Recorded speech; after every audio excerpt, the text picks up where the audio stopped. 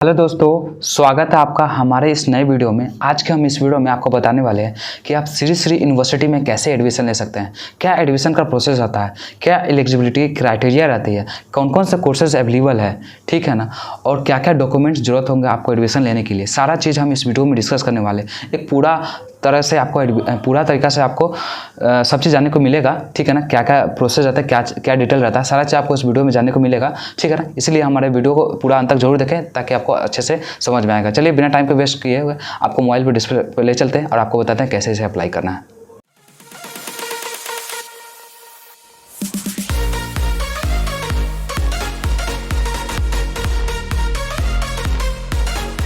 दोस्तों, ये एक प्राइवेट यूनिवर्सिटी है, ठीक है ना, तो इसका फीस भी ज़्यादा रहता है।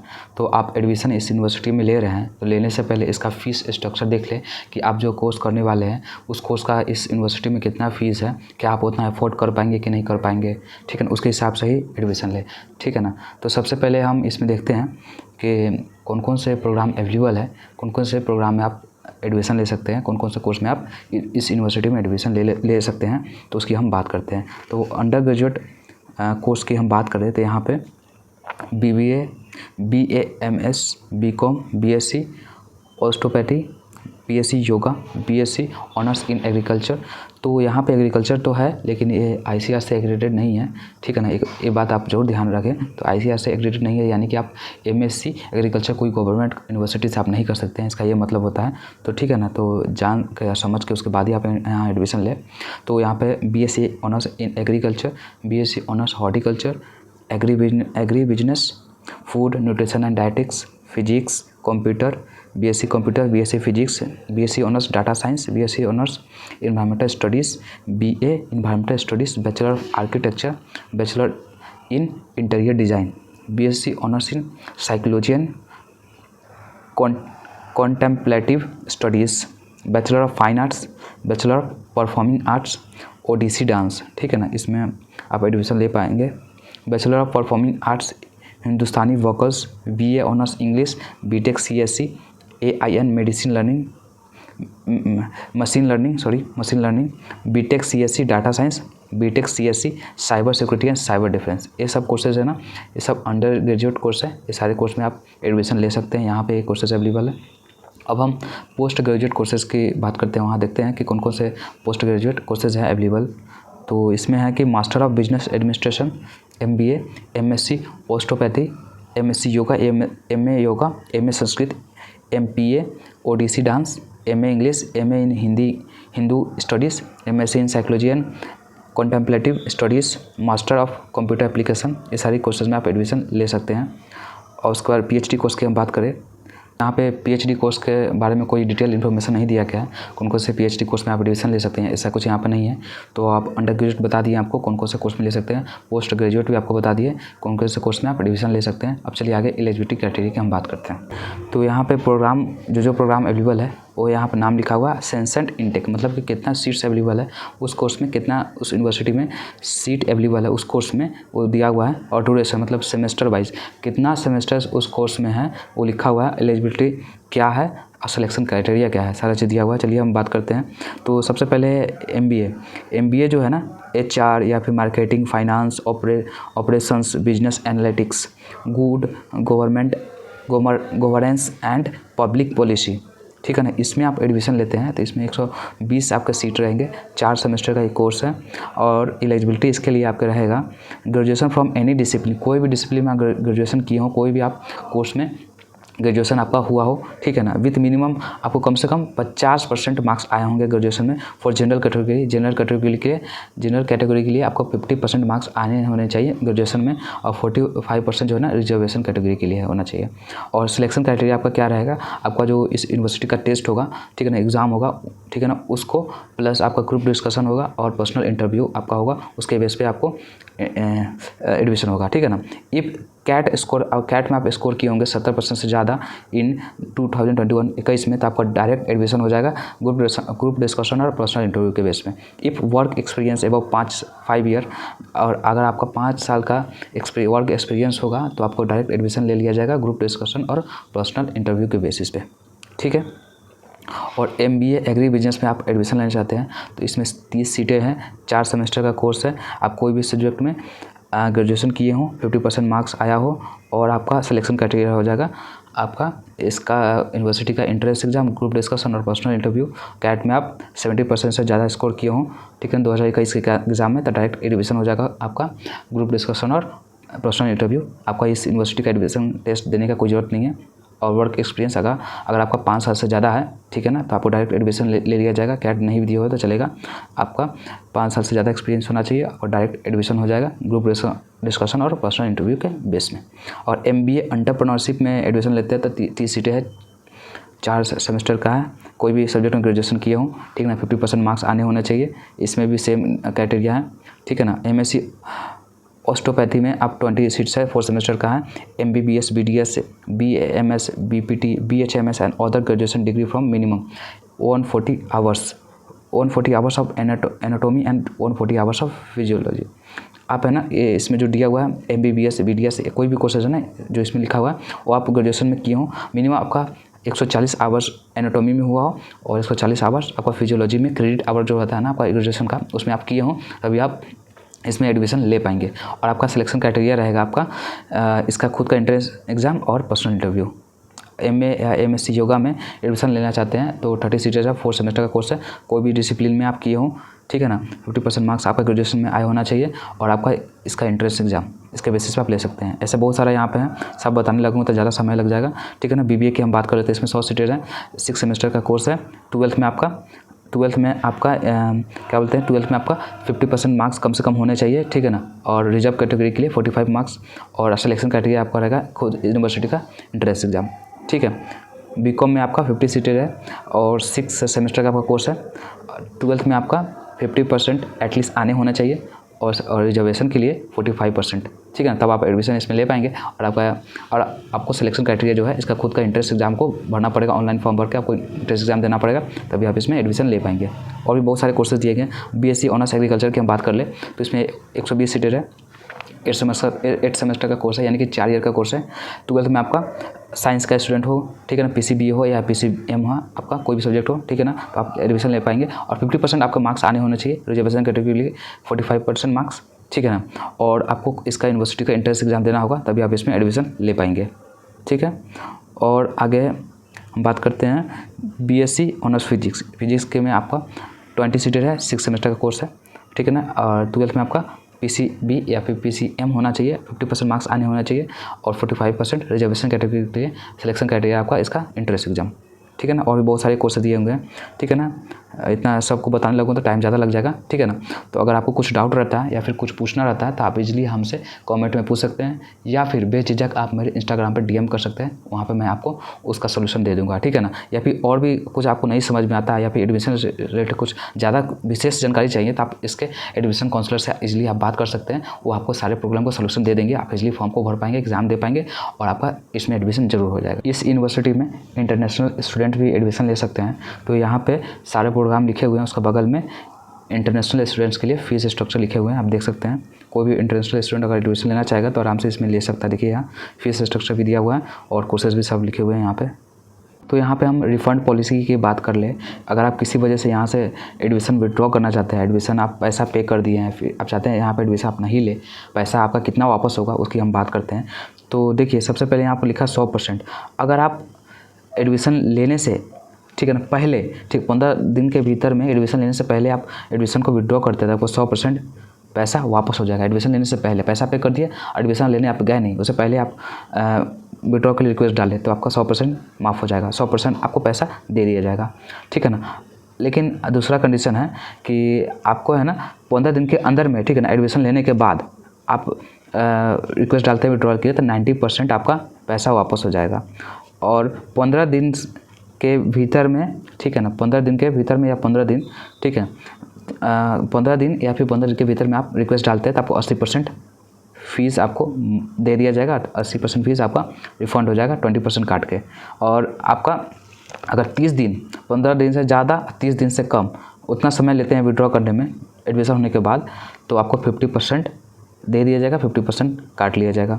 अगर आप 30 दिन से ज़्यादा दिन लगाते हैं लास्ट रिविज़न के 30 दिन के बाद, तो आपको 0% 1 भी रुपया वापस आपका नहीं होगा। और आपको इसमें जो है 6000 जो रजिस्ट्रेशन फ़ी है और एप्लीकेशन फ़ी जो लगा है वो नॉन रिफंडेबल है, वो आपको वापस नहीं होगा। उसके अलावा जो पैसा बचता है वो आपका वापस हो जाएगा इस रूल के हिसाब से। ठीक है, समझ चुके हैं आप अच्छे से। डॉक्यूमेंट्स की बात करते हैं कि आप इस यूनिवर्सिटी में एडमिशन ले रहे हैं तो क्या क्या डॉक्यूमेंट्स की ज़रूरत पड़ेगी। आप अंडर ग्रेजुएट कोर्स में एडमिशन ले रहे हैं तो आपको क्या क्या डॉक्यूमेंट्स की ज़रूरत पड़ेगी उसकी हम बात करते हैं। तो लिस्ट ऑफ डॉक्यूमेंट्स है, डिस्क्रिप्शन ऑफ डॉक्यूमेंट्स, उस डॉक्यूमेंट का क्या लेना है, ठीक है ना, वो सारा चीज़ हम आपको बताते हैं। सबसे पहले provisional offer letter, self attested को फोटोकॉपी। आपका जो कॉल लेटर आया होगा, जो एडमिशन लेटर आया होगा ना आपका मेल पे या फिर कुछ भी तरीक़ा से आपको मिला होगा, ठीक है ना, उसका फ़ोटोकॉपी करवा के आप एडमिशन के समय लेके जाएंगे। और एडमिशन फॉर्म जो है ना वो आपको लेके जाना है। कुछ फॉर्म जो है ना वेबसाइट पे अवेलेबल है, वेबसाइट से डाउनलोड करके आप प्रिंट आउट करवा सकते हैं, या उस पर जो अवेलेबल नहीं है तो आप एडमिशन काउंसलर के जो नंबर है उस पर आप फ़ोन कर सकते हैं। एडमिशन हेल्पलाइन में नंबर पर कॉल कर सकते हैं, पूछ सकते हैं कि आप ये चीज़ कहाँ से लाना है, कहाँ से डाउनलोड करना है, कैसे भरना है, जो भी डाउट होगा आप वहाँ से पूछ सकते हैं, ठीक है ना। या फिर छोटा मोटा डाउट होगा तो आप हमसे भी पूछ सकते हैं, मैं भी आपको बता दूंगा, ठीक है ना। तो उसके बाद एडमिशन फॉर्म आपको ले लेना है, ठीक है। उसके बाद है ना क्लास 10th का आपको मार्कशीट ले लेना है, ओरिजिनल और फोटोकॉपी दोनों, ठीक है। उसके बाद 12th का मार्कशीट ले लेना है, ओरिजिनल और फोटोकॉपी दोनों करवा के रख लेना है। ओरिजिनल भी रख लेना, फोटोकॉपी भी आपको रख लेना है। 12th का सर्टिफिकेट रख लेना है, फोटोकॉपी ओरिजिनल दोनों रख लेना है। कॉलेज लिविंग सर्टिफिकेट 12th का ले लेना है ओरिजिनल, और कैरेक्टर सर्टिफिकेट आपको ले लेना है। कंडक्ट सर्टिफिकेट और कैरेक्टर सर्टिफिकेट दोनों एक होता है, तो आपको वो ले लेना है ओरिजिनल। और 12th बोर्ड का माइग्रेशन है ना सर्टिफिकेट, वो ले लेना, वो भी आपको ओरिजिनल ही चाहिए। मेडिकल फिटनेस सर्टिफिकेट आपको ये वेबसाइट पर मिल जाएगा, वहाँ से आप डाउनलोड कर लेंगे, ठीक है ना, या फिर हेल्पलाइन में पूछेंगे तो आपको बता देंगे कैसे लाना है, ठीक है। तो उसको भर के वहाँ पर देना पड़ेगा, इसलिए आपको सर्टिफिकेट है ना वो आपको लेना पड़ेगा ओरिजिनल, ठीक है ना, कि मेडिकली आप फिट है कि नहीं, उसका सर्टिफिकेट होता है, वो आपको हॉस्पिटल से बनवाना पड़ता है, या फिर फॉर्म आप भर के वहाँ पे हॉस्पिटल में साइन करवा सकते हैं, ठीक है। उसके बाद लेटेस्ट परमानेंट एड्रेस प्रूफ के तौर पे आप वोटर आईडी, ड्राइविंग लाइसेंस, आधार कार्ड या पासपोर्ट किसी का भी यूज कर सकते हैं, वो आपको फोटोकॉपी करके ओरिजिनल दोनों रख लेना है। और फर्स्ट सेमेस्टर फीस जो आप पे करेंगे उसका फोटोकॉपी आपको करके लेके जाना है। और हॉस्टल फीस, अगर हॉस्टल में अगर रहते हैं तो उसका भी पेमेंट प्रूफ के तौर पर आपको लेके जाना है। और पासपोर्ट साइज फोटोग्राफ 4 फोटो आपको वहाँ पर एडमिशन के समय लेके जाना होगा, ठीक है। यहाँ पर एफिडेविट है ना वो भी आपको लेके जाना होगा, वहाँ पर भर के आपको देना पड़ेगा, सबमिट करना होगा एडमिशन के समय में।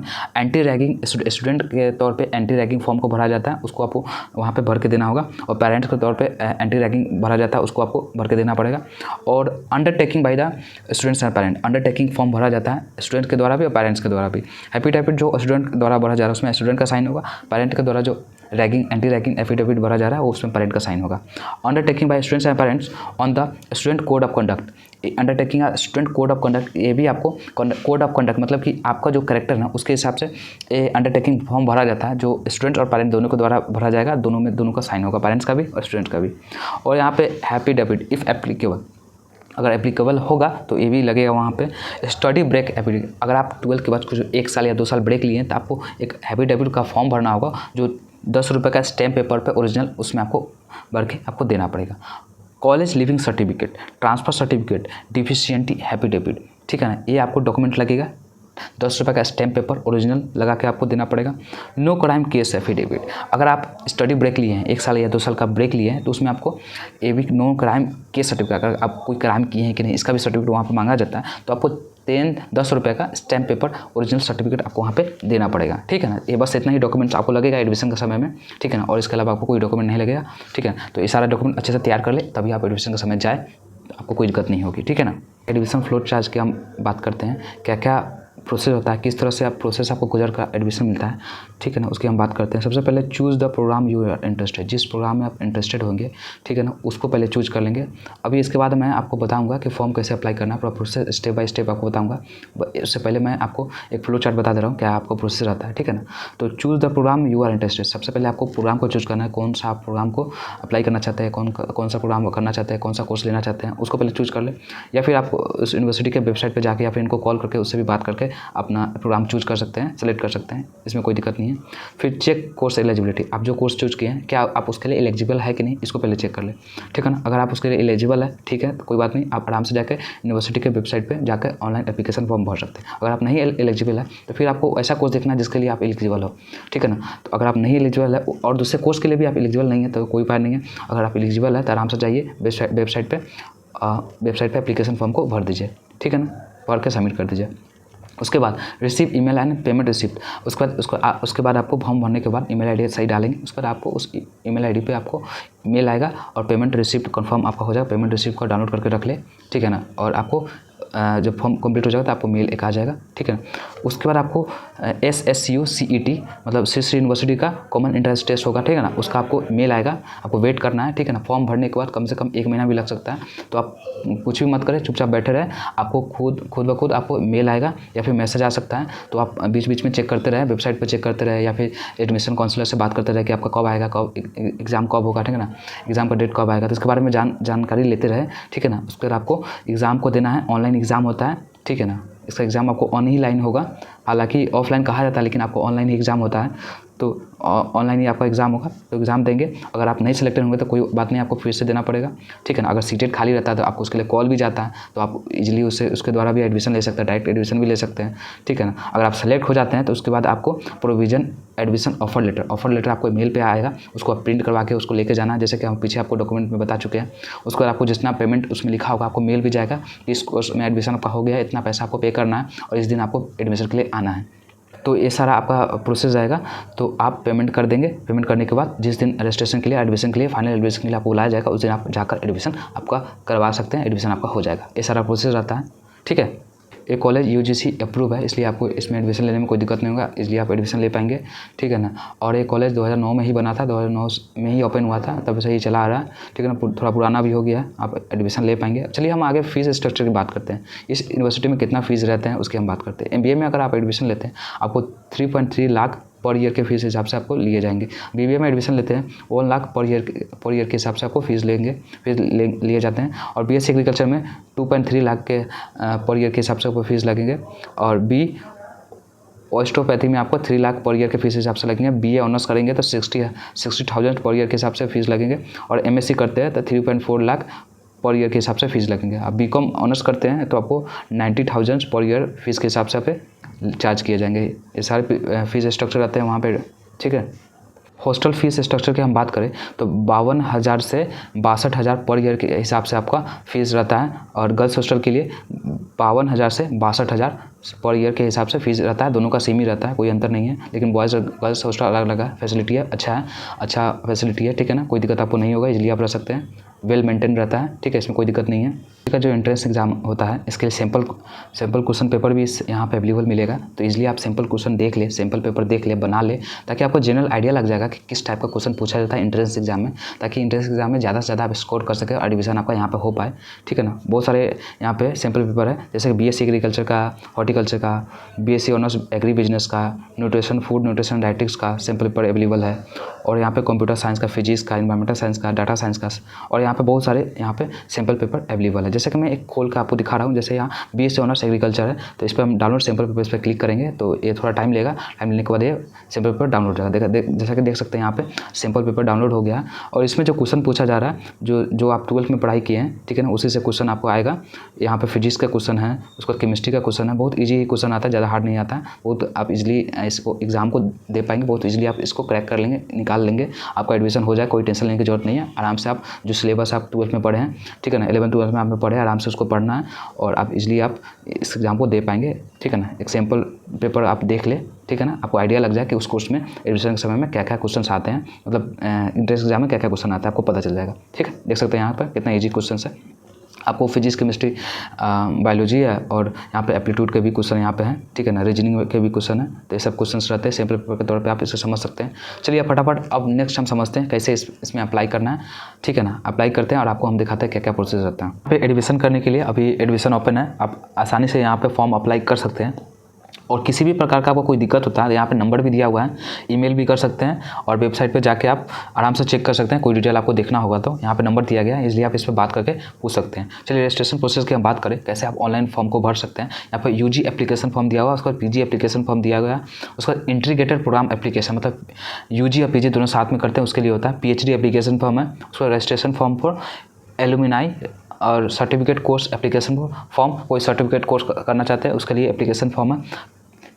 FDP और MDP फॉर्म, इसका पता नहीं क्या है ये, डिप्लोमा कोर्स एप्लीकेशन फॉर्म, कोई डिप्लोमा कोर्स करना चाहता है उसके लिए एप्लीकेशन फॉर्म यहाँ से भर सकते हैं। चलिए हम एक प्रोसेस आपको बता देते हैं, UG एप्लीकेशन फॉर्म भर के कैसे भरा जाता है, आपको आइडिया लग जाएगा, उसी तरह से आप फॉर्म को इजली भर पाएंगे। ठीक है, UG एप्लीकेशन फॉर्म हम क्लिक करते हैं तो यहाँ पर टाइम लेगा थोड़ा। उसके बाद यहाँ पे खुल कर सामने आ गया। यहाँ पे सबसे पहले रजिस्ट्रेशन फॉर्म में आपसे पूछा जा रहा है फर्स्ट नेम और लास्ट नेम, उसके बाद आपका ईमेल आईडी अच्छे से आप देख के डाल दें ताकि आपका गलत ना हो। ठीक है, उसके बाद मोबाइल नंबर आपसे पूछा जाएगा और यहाँ पे कोर्स कैटेगरी, कौन सा कोर्स आप में लेना चाहते हैं, जैसे कि यहाँ पे बताते हैं, जैसे कि आपको पूछा जा रहा है PG, UG और PhD किस में आप लेना चाहते हैं। ठीक है ना, UG यहाँ पे हम सेलेक्ट कर दे रहे हैं। फिर इंटरेस्टेड कोर्स, ठीक है ना, उसमें कौन सा कोर्स में आप लेना चाहते हैं। ठीक है, तो यहाँ पे सर्च भी कर सकते हैं। ठीक है, जैसे कि हम कीबोर्ड को हटा देते हैं, यहाँ पे डिस्टर्ब कर रहा है कीबोर्ड। ठीक है, हाँ तो हट गया। तो यहाँ पे देख सकते हैं BBA, BCom, BSc yoga, BSc honours agriculture, बहुत सारे कोर्सेज अवेलेबल है। तो जो भी कोर्स में आप एग्जाम, जो भी कोर्स मतलब एडमिशन लेना चाहते हैं, जिस कोर्स में आप एडमिशन लेना चाहते हैं, जिस कोर्स के लिए आप एग्ज़ाम देना चाहते हैं, वो कोर्स आप यहाँ से सेलेक्ट कर ले। ठीक है, सेलेक्ट करने के बाद नेक्स्ट आपका यहाँ पे I agree to receive information from CC university registration my application for admission, इस पर टिक लगा दिए, उसको रजिस्टर पर आप क्लिक कर देंगे। ठीक है, और आगे हम आपको बताते हैं इसके बाद क्या करना है। जैसे आप लिख के वहाँ पे रजिस्टर पर क्लिक करेंगे, ठीक है, उसके बाद आपको ये पेज खुल कर सामने आएगा। यहाँ पे लिखेगा आपका जो नाम होगा ना, हेलो, आपका जो नाम होगा वो लिखा रहेगा हियर यू एप्लीकेशन हिस्ट्री, ऐसा लिखा रहेगा। You have not started your application, start application, इस पर आप क्लिक करेंगे, स्टार्ट एप्लीकेशन। इस पर क्लिक करने के बाद आपको एप्लीकेशन फॉर्म खुल के सामने आएगा। ठीक है, और उसके बाद यहाँ पे आपसे कुछ डिटेल्स पूछा जाएगा। ठीक है ना, आपको प्रॉपरली ध्यान से पढ़कर इसको एप्लीकेशन को भरना है। ठीक है ना, यहाँ पे प्रोग्राम ऑलरेडी पहले आप सेलेक्ट कर चुके होंगे। ठीक है ना, उसको स्पेशलाइजेशन आप पहले सेलेक्ट कर लिए। ठीक है ना, उसमें कुछ करने की ज़रूरत नहीं है। और नीचे आना है, यहाँ पे आपसे जेंडर पूछा जा रहा है, जेंडर आप सेलेक्ट कर ले। कैटेगरी, कौन से कैटेगरी के अंदर आप आते हैं, जनरल, ST, SC, OBC जिसमें आते हैं वो आप यहाँ पे सेलेक्ट कर देंगे। उसके बाद ईमेल आईडी आपसे पूछा जाएगा, आपने पहले ही डाल चुका है। ठीक है ना, उसमें कोई दिक्कत करने की ज़रूरत नहीं है। आपसे एज पूछा जा रहा है, इसे आप भर भी सकते हैं, नहीं भर सकते हैं, इसमें कोई दिक्कत नहीं है। इसमें स्टार नहीं लगा हुआ, जिसमें रेड मार्क है वो आपका मैंडेटरी है, जो जिसमें रेड मार्क नहीं है उसे आप छोड़ सकते हैं। ठीक है, इससे नीचे आपसे स्टेट पूछा जा रहा है, किस स्टेट से आप बिलोंग करते हैं, वो अपना स्टेट डाल दे। सिटी, कौन सा आपका सिटी है। ठीक है ना, इसमें जो सिटी होगा वो आप सेलेक्ट कर ले। ठीक है ना, उसके बाद आप पिन कोड डाल देंगे, कंट्री डाल देंगे, स्टेट डाल देंगे। ठीक है ना, और एड्रेस डाल देंगे। और उसके बाद यहाँ पे आपको पिन कोड वैल्यू यहाँ पर पूछा जा रहा है, मतलब पिन कोड आपसे पूछा जा रहा है, वो डाल देंगे। ठीक है ना, उसके बाद पेरेंट्स गार्जियंस डिटेल, पेरेंट्स, आपके पेरेंट्स का है ना, आपका गार्जियन है, उसका डिटेल यहाँ पर डालना है। ठीक है ना, आपका टाइटल, यहाँ पर टाइटल पूछा जा रहा है। ठीक है ना, जैसे कि मिस्टर MS, जो भी आपका पेरेंट्स का टाइटल रहता है। ठीक है ना, आपका पिताजी का डाल रहा है तो मिस्टर लगा देंगे। ठीक है, उसका नेम रख देंगे, उसका रिलेशनशिप, आपका जिसका डिटेल डालें उससे क्या रिलेशनशिप है वो रख देंगे। उसका फ़ोन नंबर डाल देंगे, उसका प्रोफेशन क्या करते हैं। ठीक है ना, वो भी आप डाल देंगे। नहीं भी डालेंगे फिर भी चलेगा, इसमें स्टार मार्क्स नहीं है, इसको आप छोड़ भी सकते हैं। जैसे कि रिलेशनशिप मैं बता दूँ तो यहाँ पे फादर, मदर, गार्जियन, तीन चीज़ें, तीनों में से आपको आप सेलेक्ट कर सकते हैं। उसके बाद आगे सेव एंड नेक्स्ट पर आप क्लिक कर सकते हैं। ठीक है, फटाफट मैं भरता हूँ और आगे आपको दिखाता हूँ क्या करना है। तो वहाँ नेक्स्ट करने के बाद आपसे यहाँ पे एकेडमिक डिटेल आपसे पूछा जा रहा है। ठीक है ना, क्लास 10 का आपसे डिटेल पूछा जा रहा है। नेम ऑफ द स्कूल, आप जहाँ से 10th किए हैं उस स्कूल का नाम क्या है, कौन से बोर्ड से पास किए हैं, यहाँ पे बोर्ड पूछा जा रहा है। उसका ईयर ऑफ कंप्लीशन, किस ईयर में आप पास किए हैं। ठीक है ना, मार्किंग स्कीम, आपका जो है मार्क्स है ना कितना आया है। ठीक है ना, परसेंटेज में आया है। ठीक है, या फिर CGPA में आया है, तो यहाँ पे सेलेक्ट करने के बाद यहाँ पे परसेंटेज या फिर CGPA जितना है उतना लिख देंगे। आप गैप किए कि नहीं। ठीक है ना, यहाँ पर गैप सेलेक्ट करने के लिए कह रहा है, यस या नो। अगर आप गैप किए हैं तो यस, नहीं गैप किए तो नो। ठीक है ना, नो करके आगे प्रोसीड करेंगे। आगे यहाँ पे क्लास 12 का डिटेल आपसे पूछा जा रहा है। 12 आप जहाँ से किए हैं, स्कूल या फिर कॉलेज का क्या नाम है, कौन सा बोर्ड था, कौन से साल में आप पास किए हैं, रिजल्ट डिक्लेयर हो गया कि अभी बाकी है। ठीक है ना, तो आपका रिजल्ट आ गया होगा तो यहाँ पे यस पे आप क्लिक कर देंगे। ठीक है, सब्जेक्ट ऑप्टेड, सब्जेक्ट कौन सा सब्जेक्ट आपका था। ठीक है ना, वो लिख देंगे। एनी गैप आपका है कि नहीं, अगर नहीं है तो नो करके आगे बढ़ेंगे। ठीक है, एंट्रेंस एग्ज़ाम, ठीक है ना, कोई भी एंट्रेंस एग्ज़ाम आप दिए हैं। ठीक है ना, तो उसके बारे में डिटेल पूछा है। इसमें कोई मैंडेटरी नहीं है, इसको आप छोड़ सकते हैं। आगे आप जाएंगे, do you require hostel facility, क्या आप एडमिशन लेने के बाद हॉस्टल में रहना चाहेंगे। अगर यस तो यस सेलेक्ट करते हैं, नो तो नो। अगर नहीं रहना चाहते तो नो रहने देंगे। How do you come to know about CC university, इस यूनिवर्सिटी के बारे में आप कहाँ से जाने। यहाँ पे बहुत सारा ऑप्शन होगा। ठीक है ना, आप कोई भी ऑप्शन यहाँ पे सेलेक्ट कर सकते हैं। ठीक है, यहाँ पे कोई भी ऑप्शन आप सेलेक्ट कर सकेंगे। करने के बाद यहाँ पे सेव एंड नेक्स्ट पे आप क्लिक कर देंगे। ठीक है, फटाफट मैं भरता हूँ और फिर आगे आपको दिखाता हूँ। सेव एंड नेक्स्ट करने के बाद यहाँ पर आपसे डिक्लेरेशन पूछा जा रहा है कि आपने जो जो यहाँ पे फॉर्म में भरा है वो क्या वो सही है कि नहीं, ठीक है ना। अगर इसमें कुछ भी गलतियाँ होता है तो यूनिवर्सिटी का पूरा राइट्स है आपके एप्लीकेशन को कैंसिल करने का, एडमिशन कैंसिल कर देने का, ठीक है ना।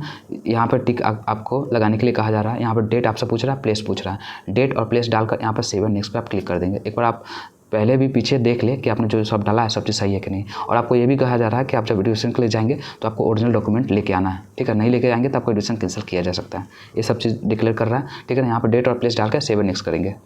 नेक्स्ट करने के बाद आपको है ना पेमेंट करने के लिए प्रोसेस आ गया। अब आपको यहाँ पे आपको पेमेंट करना है। पेमेंट का जो पैसा है आपसे 500 रुपये लिया जाएगा, ठीक है ना। 500 रुपये आपको पेमेंट करने के लिए कहा जा रहा है। यहाँ पे कूपन का भी ऑप्शन है। अगर आपके पास कोई कूपन होगा तो यहाँ पे आइए कूपन पर क्लिक करेंगे, कूपन कोड डालेंगे, उसके बाद आप पे एंड सेव पर क्लिक करेंगे, ठीक है ना। आपका कूपन नहीं है तो इस पर टिक हटा के 500 रुपये आपको पे करना होगा।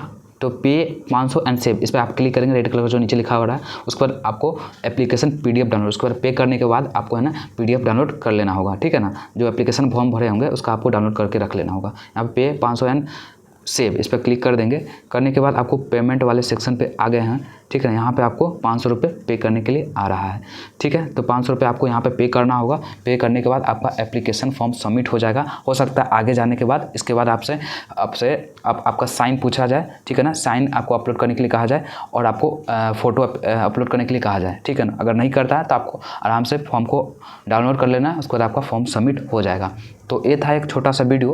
उम्मीद करता हूँ आपको ये वीडियो अच्छा लगा होगा। अगर अच्छा लगा होगा तो हमारे वीडियो को लाइक करें, हमारे चैनल को जरूर सब्सक्राइब करें। अब मिलता हूँ इसी तरह के किसी और नेक्स्ट वीडियो में, किसी और नेक्स्ट टॉपिक पे। अगर आपको कोई डाउट रहता है या फिर कुछ पूछना रहता है इसलिए आप हमारे कमेंट में पूछ सकते हैं या फिर मेरे इंस्टाग्राम पे DM कर सकते हैं। वहाँ को ईजिली मैं इंस्टाग्राम पे आपको रिप्लाई दे दूँगा, ठीक है ना। आप ईजिली आप हमसे पूछ सकते हैं। अब मिलता हूँ किसी और नेक्स्ट वीडियो में। तब तक के लिए स्वस्थ रहे, मस्त रहे। जय हिंद, जय भारत।